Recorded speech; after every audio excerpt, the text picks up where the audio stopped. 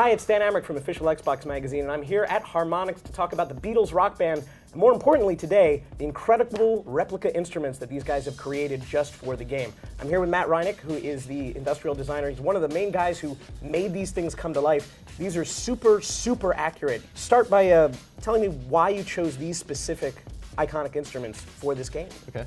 Historically, these three instruments, the Rick 325, the Gretsch Duojet, and the Hofner violin bass, they were the first instruments that the Beatles played on Please Please Me.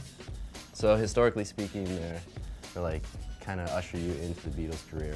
So we've got Ringo's legendary Ludwig kit, we've got George's Gretsch Duojet, we've got Paul's Hofner violin bass, and for John you guys chose the Rickenbacker 325. Why go with this one?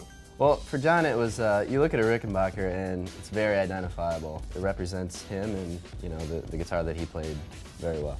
The Hofner looks scary accurate. Anybody who knows Paul McCartney's bass, this is basically it, but the wood grain is particularly nice. I understand there's an interesting story behind how you got the wood to look that right. There is actually.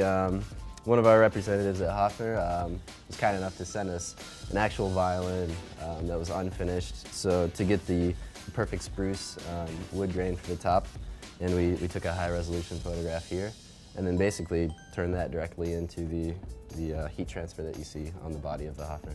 There's a lot of things that we didn't see on your Fender Stratocaster controllers. There's a lot of like chrome, and there's a lot of really specific details. What are the kind of deluxe appointments that went into this?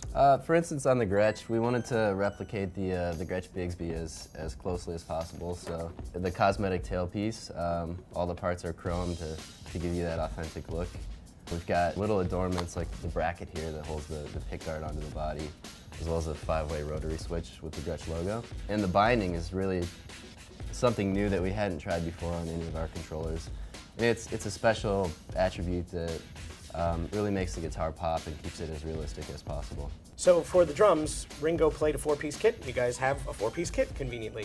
You tried to reproduce the Ludwig that he was famous for playing. What's new about the kit? For Beatles Rock Band, we added a pearl oyster finish on the outside of the drum skin. And we also changed the heads to white with a black center dot, and put a lot of work into making the drums quieter and adding additional rubber and to make them a little more silent.